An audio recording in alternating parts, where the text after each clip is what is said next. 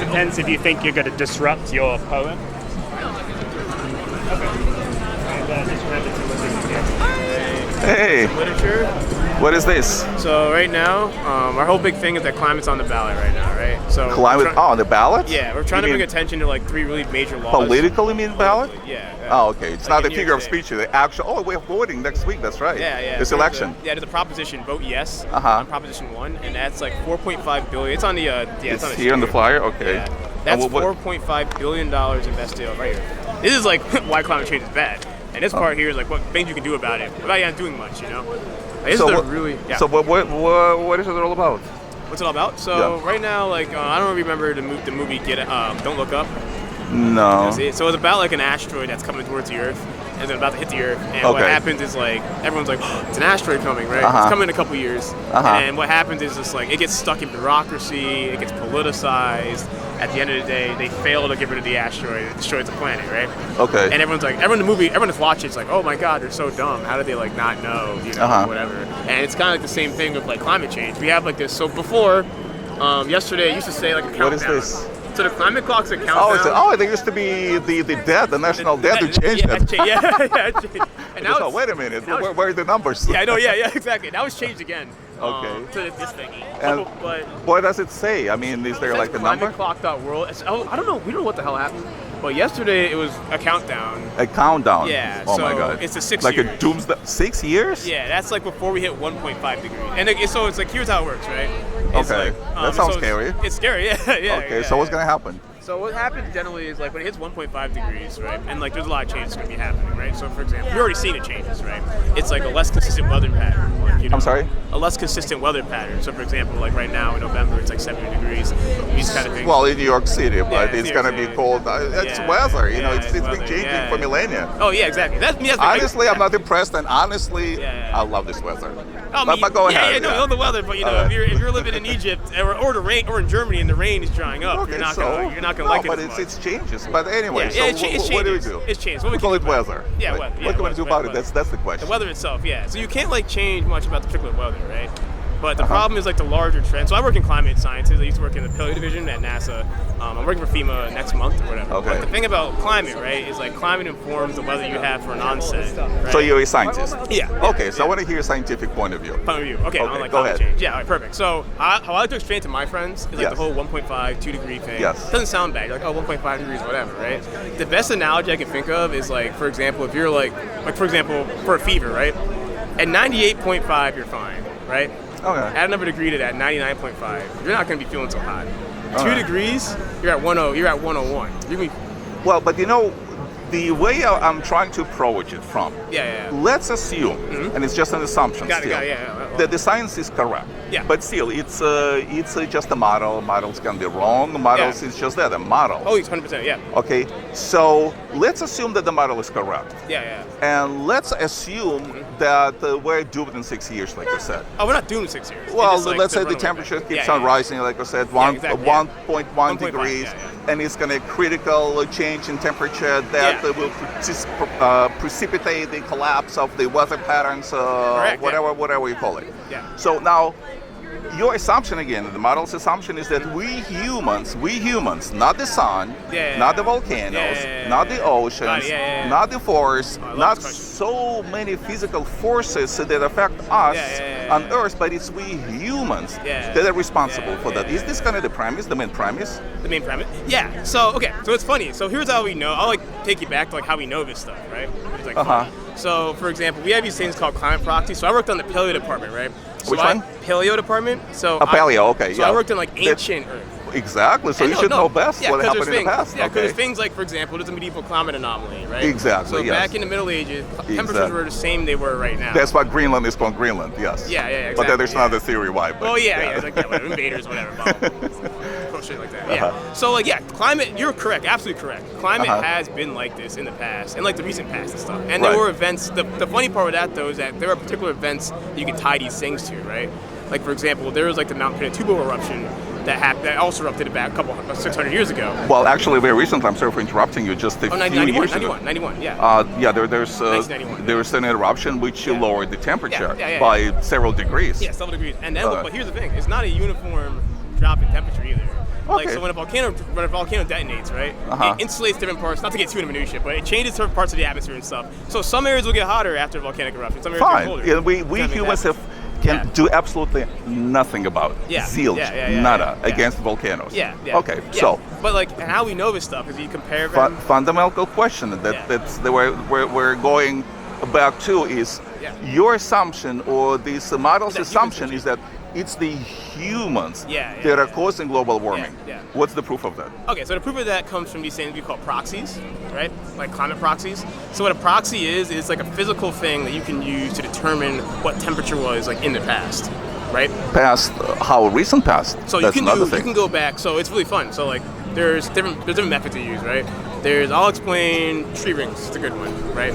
I'm sorry? Tree rings is a really good one. Okay, tree rings, is a okay, measurement, yeah, and but that's it's- a record for hundreds of years. That's 100 Yeah, years. but it's not the For long millions? enough period. Oh, I got it. Yeah, for millions. You're in years. paleo, see? Yeah, paleo. So you want millions of years. Yeah, paleo is not hundreds. Paleo goes like millions, yeah. exactly. So for that, right? And you want- billions. Yeah.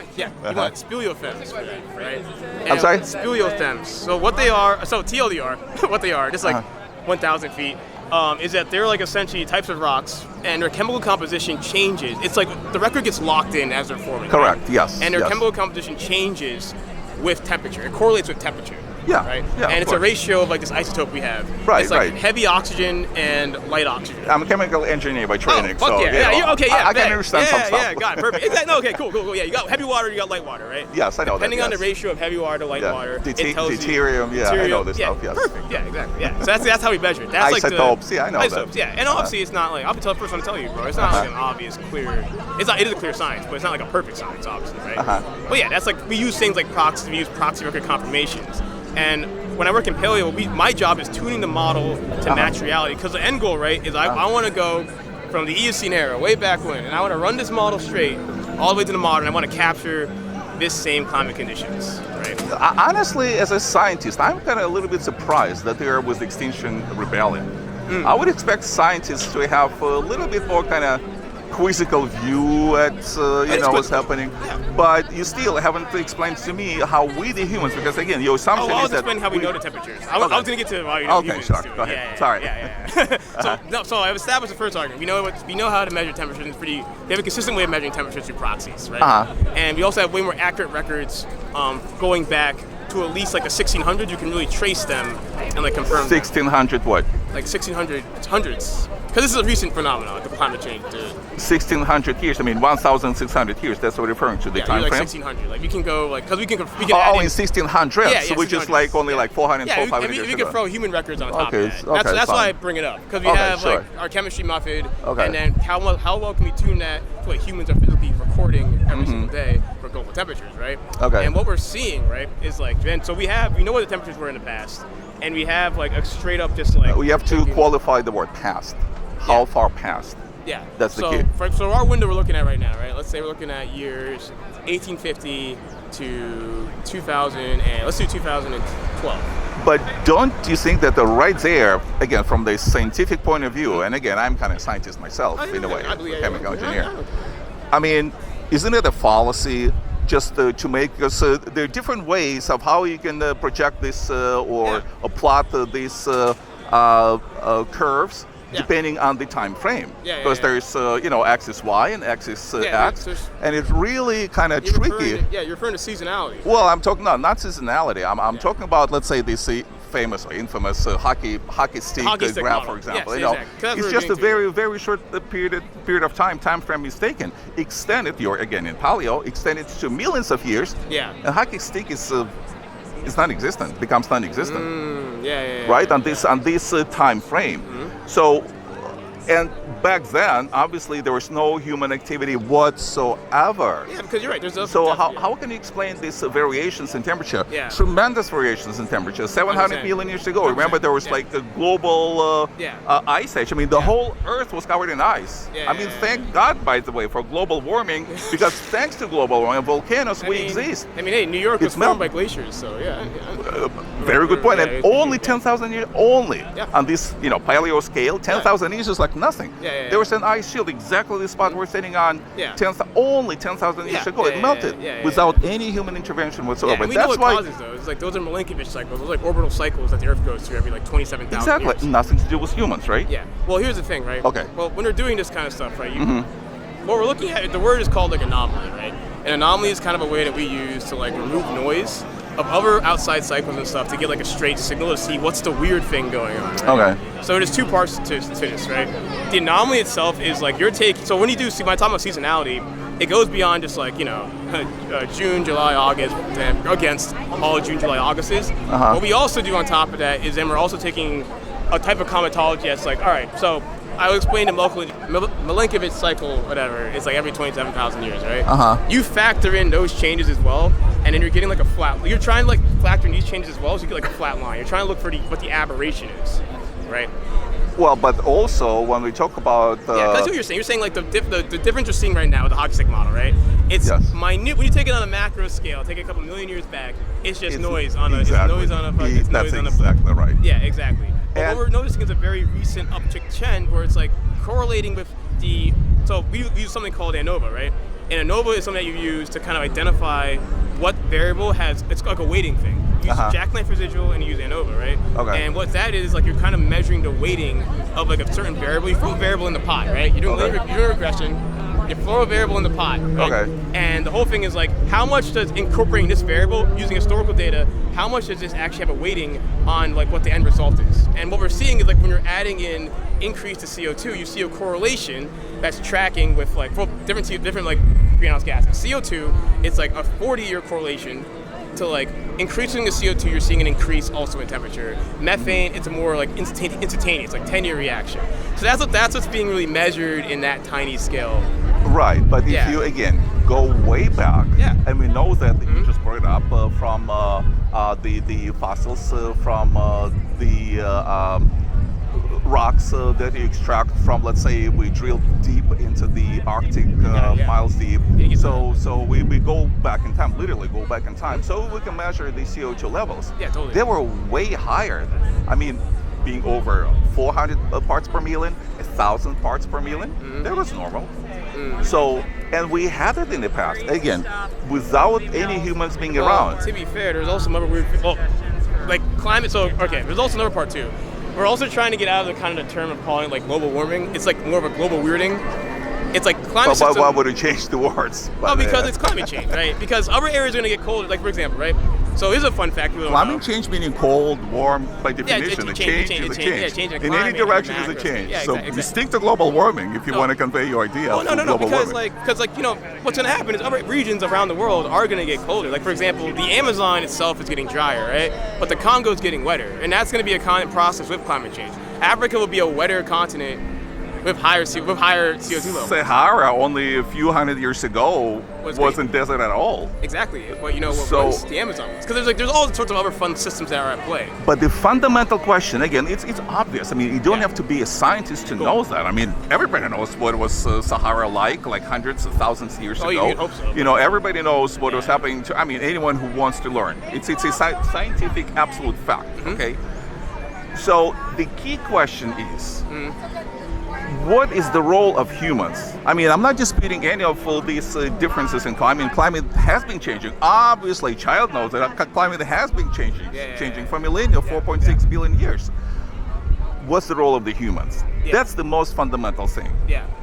Okay, what's so the role? So there's two parts there, right? Because I think like your assumption is like kind of saying that the only thing we know, the only reason why we know what CO2 does is because of like looking at like the hockey stick model and saying temperatures are higher, it must be CO2 emissions. Like, but that's not necessarily the case, right? Because like the way is like people like we know how CO2 interacts with the atmosphere and like what feedback loops are generated by CO2. Like for example, right? All right, so the ocean water itself, it absorbs CO2, right? It makes like CaCO2. Whatever, like exactly. Yes, as well as the forests, as well as Siberia, as well as trees love CO2. By the way, it's food for them. The more CO2 we have, the more trees and sea creatures, sea plants grow, because that's where there's a major consumption of CO2. The less we get CO2. So isn't there So it doesn't play out. So it's like a feedback loop, right? So what's happening is like essentially as you add more CaCO2 to the ocean, that impedes its ability to continue to absorb CO2 in the first place. That CO2 then, that you're contributing to more CO2 being trapped back up in the atmosphere. From there, it has like an insulationary effect, right? And it's heating things up. So it has an insulationary effect that's observed in like, contained in situ experiments too.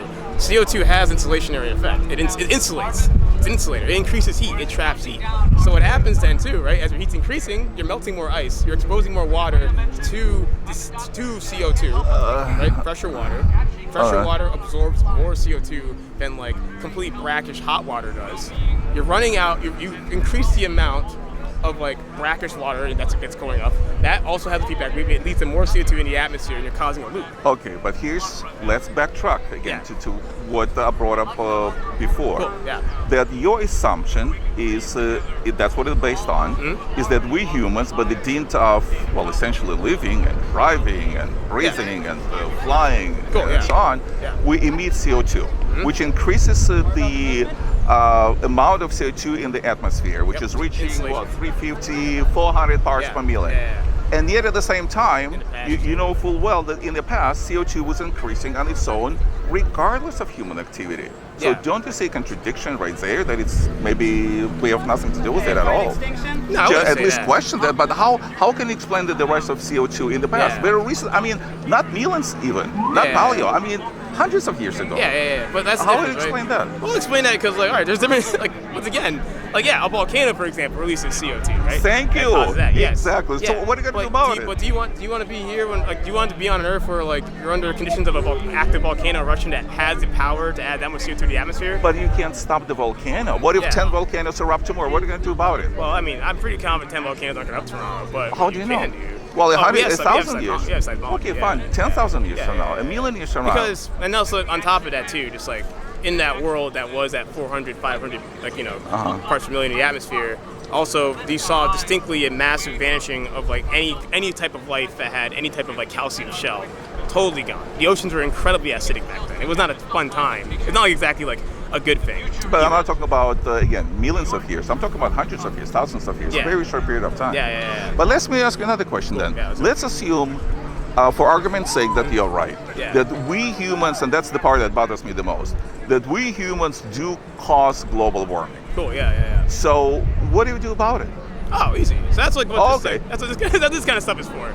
So like, I think the biggest fallacy like activists get into is like putting the onus on the individual. Like, your life should be shittier to save the planet. I don't think that makes sense. That's bad. That's like not good policy. Like, thank you. And people shouldn't be, and like there obviously should not be things where like you're telling people in developing countries like, Southeast Asia and stuff, like, stop. That's an argument. Like, you shouldn't be telling them like stop using air conditioners because it's also like people like to be comfortable, right? It's a lot more at a government level action that's required, and like it's like you getting a paper straw is not going to stop what's happening. That's correct. Well, thank you. At least we're on the same page here. No, that's true. Okay. But the thing is, it has to be tuned to like it's all lies in the government. It all lies in switching the grid. The ultimate way to fix this is to switch the grid to a more diverse energy grid that uses geothermal, that uses nuclear power, that uses wind, solar, other sources like that. Nuclear?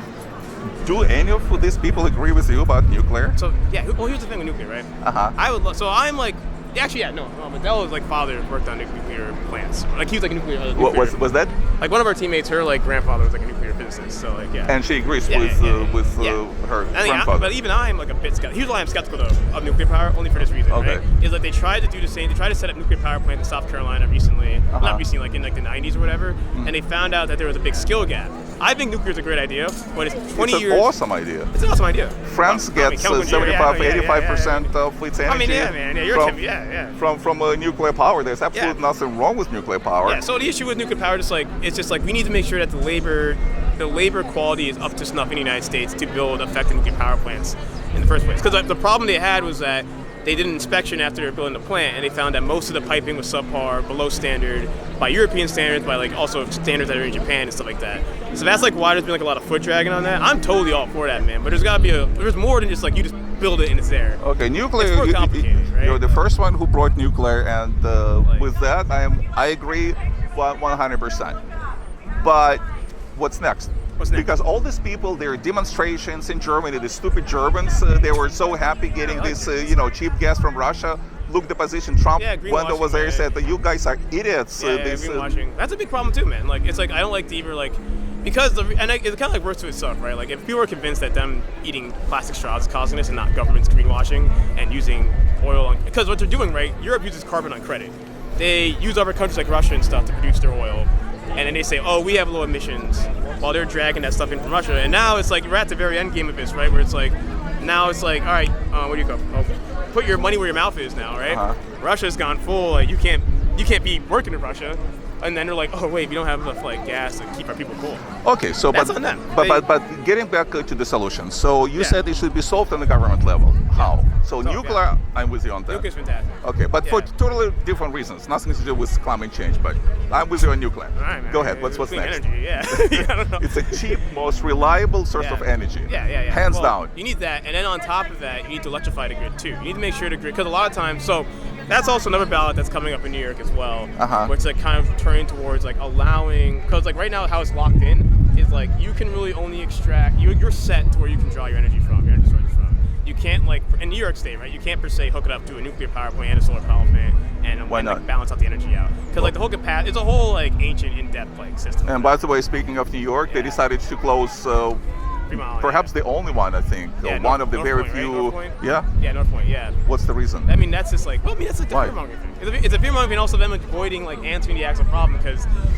Okay, so how can politicians solve this problem? Oh, easy. Okay, so number one, right? Yes. New York State, for example, is trying to solve that problem. Okay, with how? Two bills. The first bill. Global warming, again, mind you, we're talking about global warming, okay? Yeah. Big issue, okay. Well, like you said before, man, like, all right, well, like, how can humans cause such a massive change to the planet? Exactly. Well, we, like, our massive amounts of, like, production and shit, that's what's, like, causing these massive changes. You need to have change on a massive scale to abate change. Okay, if you want to make change on a massive scale, you got to do big things, right? Yes. And that's starting with, like I said before, like, I think it's really as simple as, like, re-diversifying the grid. And like what, specifically? Yeah, yes. so like for example, Prop 1, right? So what Prop 1 does, it invests $1.5 billion in the renewable research, as well as like, and then also in the interconnectivity. Renewable, what are the renewables? So renewables here in New York, we have geothermal, solar, wind. Okay, Yeah. Solar and wind. Yeah. I mean, Hydroelectric as well. I'm happy that I'm talking to a scientist because then we can speak in the same language. Now, to produce for solar panels to produce electricity, you need photovoltaic cells. Exactly. Yeah. Okay. You gotta mine them. So, thank you. Yeah. So, photovoltaic cells have what's known as rare earth metals. Yep. You as scientists know they called rare earths not because we don't have them in abundance, They don't but want to mine them here. because their quantities in ore are so minute that you have to go through tons and tons of ore to get these minute quantities of rare earth metals. Yeah. Now, but the machines that are used to mine for those rare earth metals are the ones that emit CO2 in the first place. To produce these machines, you also have to get steel, you have to get all this modern technology, modern world, the production scale to manufacture them just to get to these rare earth metals. Oh, 100%. So don't you see that maybe it's like a this Band-Aid. doesn't offset No, because, well, you can't just like, it's like kind of like, yeah, of course that's a problem, right? So it is a problem. Well, it's not a problem. It's a problem you have to also fix. It's like not just like one. It's not like you're not gonna act like a guy who's like czar of remixing the energy grid. No, but you offer kind of simple solution. It takes different. Of course, they're gonna take like it's a lot of companies, a lot of people working together.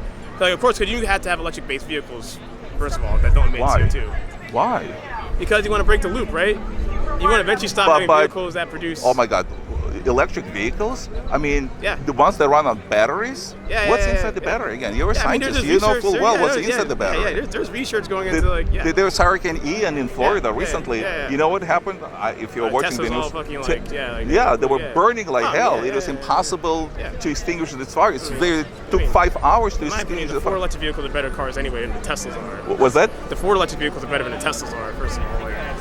So I mean, Tesla has some serious production quality issues, and that's more because their CEO is out here like buying Twitter instead of like managing his plants. But it's nothing to do what it is. I mean, it's just electric battery. But anyway, a battery is a battery. So to produce the battery, you have to have lead. You have to have all these poison elements. So don't you think that it's counterproductive? On the one hand, you want to save the planet. Yeah, on the other but- hand, you're doing all this stuff to Well, kind of pollute first. There's like glassful takes, there's like alternatives. And that still requires research, and that's also the whole point. Like, you need to be doing the research into these kind of things, and that's like kind of what the Vote 1 proposition is doing. Is like, it's not just like, all right, we're putting all this money into like, let's per se hydroelectric, but we're not going to focus on anything else involved making the hydroelectric plant. Like, the research also trickles down to grants for things like that, for like less wasteful production of like fuel cells, for like for producing machinery that can also run for causing like CO2 emissions, for also the general like statement of like making sure the system hooks up to the grid itself in like New York State, and also for like any other country that wants to like jump into that kind of program. Like, I think the key is just like, obviously like you know, don't let perfect be the enemy of progress. But like, it's not perfect. But it's not. Yeah, don't let perfect be. Yeah. Yeah, but I do not see the solution. I mean, all these efforts are totally futile. I'll be honest with you; they're absolutely totally futile. To me, and do not conflate pollution with global warming and CO2, because would you call, by the way, CO2 a pollutant? Yeah. You would call CO2 as a pollutant. Atmospheric pollutant, yeah. So it is a pollutant. Atmospheric pollutant, yeah. So every time you breathe, you're a pollutant. Well, what makes something poisonous is not the content of it; it's the it's the quantity. But this what makes something poisonous is the quantity is what equals concentration. That you're absolutely right. It's about the concentration. It's not the actual thing. Correct. So yes. Then by this logic, water is a pollutant too. Water can be a pollutant. You can die from drinking too much water. Yeah. It's all about the concentration. That's exactly right. So 350, 400. I mean, I don't see that being as a kind of critical issue. Well, what I was talking about before is like it's not much like right now. Like 1.5 degree change in Earth's temperature is not going to destroy the entire planet or anything really remotely like that. It's like what it does, it just increases the odds of it increasing another step. But it's a theory. And it's a runaway thing. But it's theory. I mean, it's a model. It's like a model that's unsubstantiated model. No, it's unsubstantiated. Like that was my whole not. Like our whole job was like I told you earlier when we first had this conversation like 20 minutes ago. Like that's like there's a whole departments there dedicated to confirming the theory and substantiating it. That's what the Paleo department at NASA is for. Well, it's not for just like you're not just trying to look at really old rocks. Look, the way bureaucrats work. And I come from USSR originally. So the way bureaucrats work, and it's no different here when it comes to a bureaucrat, they have to justify their position. To get the funding, to get the money. And it's all it boils down to. I mean, it's NASA, for example, it's on taxpayers' dole. It's a government organization. But that's why you have the NASA Tech Trickle-Down program, too. I mean, MRIs would not have been a thing about the Hubble Space Telescope. It's like kind of like the bang for your buck, the same technology. It's like because NASA allows open patents on a lot of their tech. But when you invent something, that's one thing. But when you just trying to prove you're inventing stuff. Something that probably is not provable. I don't know. Because you can't conduct an experiment. It's like this works. This is the model. Like Einstein came with his theories. Okay, so nobody would believe him until it got proved through the experiments. Yeah, totally. And it got proven through the experiments. So only then the theory of relativity, for example, the fact that the gravity can change the direct. I mean, I'm talking to you as a scientist. That in Euclid geometry, the straight line kind of is infinitely straight, and parallel lines will never cross. Well, it turns out they can when there's sufficient gravity. So that was Einstein's theory. But it was just that, a theory. It only became fact when it was proven several years or decades later. I mean, sure, but like... So why should I then take all this... All this hard work that we... all the hard work that you do, that is paid for by us, the taxpayers, at face value? Well, I guess like... I'm one of those skeptics. Yeah, I guess, as a This city, man. As a hypothetical, it's a screaming spot. It's really screaming on it. It's like a thing. But like, hypothetically, right? It's like, all right, man. Like technically, there's no proof that an asteroid killed the dinosaurs and that's what caused the extinction event. I mean, there's proof. It's a theory. It's a working theory, right? It was a theory, then we found the proof. Yeah. So I guess, well, it's a theory. I guess we should let if there's an asteroid coming, we should just let it hit the Earth and see what happens. We don't know if it's gonna make us go extinct or not. There's some theories that like if you have like enough inferences in current. Yes, but here's the Yeah. fundamental difference between. So that's like the fallacy of the argument. Well, no, it's not, and here's why. Hey, why? Because with Einstein's theory, you can come to the point, in this case, a fairly short period of time, finding the truth. Since science was invented and since this theory was put forward Yes, I do. about the what caused the death, extinction of dinosaurs, it was a short period of time until we found the evidence, and now basically it's a irrefutable truth, and that's the keyword, truth. When it comes to the work that you are doing, you can't prove one way or another. You can say, oh yeah, now we see the Earth has died. Yeah, we were right. Yes, that's the thing. Like, why would you want to test it? Yeah, that's a problem.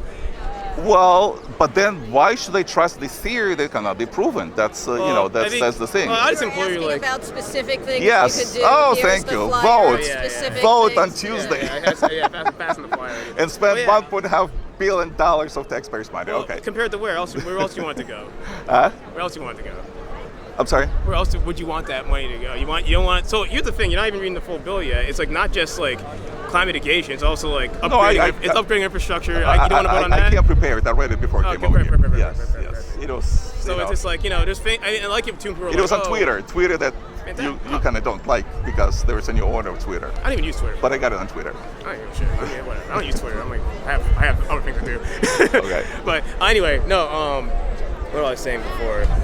We were talking. Anyway, so the bottom line is, what can we do? Well, yeah, but anyway, and you but think by spending this money, we're gonna change. And this keyword, global. It's a global issue. It's not New York issue. It's not even American issue. It's a global issue. Russians do absolutely nothing about it. Does that mean that like if a volcano erupts in like Hawaii, that it's not gonna affect Australia? No, that's exactly my point. But it will. No, yeah, but we New Yorkers, by voting the right way or the wrong way, spending $1.5 billion. I guess I ask you this really. It's just like it's not gonna change. It's gonna make a change. That's my point. Let me set you this hypothetical, right? Yes. Right. Let's say that I'm totally wrong. I work for like the Chinese, the whole conspiracy, whatever. Climate change, none of it's real. It's all bullshit. All right. And like, oh man, we have like, so like what? Then what is exactly to do? What's the grand get on that? What's the bad thing that happened? Huh? Like, oh man, we have a more diverse grid. We have more job opportunities for Americans. We have cleaner. There's nothing wrong with that. That's wrong. We have cleaner air. That's crazy. Oh, it's all for you. Like, what's wrong with that? So it's nothing wrong with it. That's the thing. It's nothing. just like on one condition. On top of that. No, on one condition. Okay, cool. Because you're already paying a lot of taxes no, for what? dirty There we go. There we go. So 2 conditions. So these are my 2 conditions. Okay, cool. Everybody's for clean this, clean that. Yeah. And I do draw a line between pollutants, which CO2 to me is not. Hey, but that doesn't fall. See, you can't say to you because that's not the definition of pollutant. So a pollutant is based on its concentration, brother. Okay, in the current, correct, qualified. So At the current concentration, at the increased concentration, I do not see it as a pollutant. But the key is that when it comes to taxpayers' money, they have to be spent properly. Not, there are a lot of scientists just live off of this taxpayers' money just again to justify what they're doing, bringing these policies. Okay. And second of all, when I see my neighbors having this solar panel roof next to me, I don't want to pay for it. If it's competitive, if he's willing to pay full price for it, by all means, that's your decision. Who am I to tell, my neighbor how to spend his own money? But when it's subsidized by me, I'm sorry. But isn't that like nobody asked me for this. I'm not going to pay for my neighbor's solar panel. But like, isn't that like how like a civilization like works though? Like, no, taxpayers might know. Because like in theory, right? If you don't want to pay any taxes or anything like that, that you're not doing anything for this is not how civilization works. Why don't you just move to like Somalia where you don't have to pay how civilization works? Civilization works on a few brilliant minds coming along. Seriously, when you think about it, there's only one Einstein. They came up with these ideas. There's only one Newton. They came with the brilliant ideas. In fact, if we talk about science, there's Copernicus, and there was Giordano Bruno that were burned at stake for. Who taught Einstein math? Exactly. Who wrote the textbooks that he read later on? Who built the private house individuals? Who built the house that he lived in? Who cooked his food? All these brilliant minds who created like in Germany, I forgot the name, who created book printing. in 1600s. Then building houses, electricity. Who was it was all. who was his midwife? It was all. He wouldn't have existed if we never would have known he existed if like his midwife hadn't done a proper job in delivering him. I don't think that's a good logical argument to follow. If like, oh, just these point individuals, because that's still a fallacy. It's like the conditions that were set up from other individuals. I agree with you. I agree with you on that as well. Plus, on top of everything else, you have to have a free society. He was Jewish. He was in Nazi Germany. Thank God he escaped from Hitler. He would have ended up in the concentration camp. Yeah. Well, you end up in the States. Not. Yeah. Oh, yeah. You're right. Yeah. Oh, so yeah. I mean, it's important. I wanted to become a medical doctor. I happen to be Jewish, and the Soviet Union say we don't need Jewish doctors, basically. You know. Idiots. Look how that works. Well, look how that works. So they can exactly. So yeah, you're right about that as well. But it's nothing to do with taxpayers' money per se. Yes, you pay taxes, but you know, it depends on how you. I was very specific about this. Again, I'm not against paying taxes, of course. Cool. I'm just talking about this specific kind of narrow part of what on your flyer saying that if we were to spend 1.5 billion dollars on such and such thing, it will somehow make any change or some change or significant change in the global, warming or the fight against climate change. I mean, of course I'm 100% against that. Well, it's like a tiny. Okay, well, this voting yes on this is not going to solve climate change. But that's how you started politics. Vote. It'll solve the problem. It begins the spinning of the wheel, man. That's what I'm saying before. Like that's like my favorite Obama quote, man. Don't let purpose be the enemy of progress, bro. Good. I see. Yeah, it's a slow motion, bro. Like, come on, man. Like, obviously, 1.5 billion is not going to fix the entire goddamn thing, but it's a start, and like it leads up, right? It's like, okay, if people see New York State survives being an IPCC compliant state, other states are going to want to pitch in. And like worst case scenario, they'll think how stupid New Yorkers are. More jobs, cleaner air. More jobs, cleaner air. What else do you want? Yeah, more jobs. You reduce. I mean, because like what? If you want to work in energy right now, you got to go to fucking West Virginia. Is that what you want to do? No, I mean. Well, what's wrong with West Virginia? It was coal. I love coal. Man, it's cold. Oh, you like coal? You like black lung? Here's why. You like black lung? You love electricity. You like lignite? Wait. Coal plants change completely. Not coal plants, but power plants. Mm-hmm. The ones that burn coal. Yeah. So we're not. Well, they first of all they grab of it.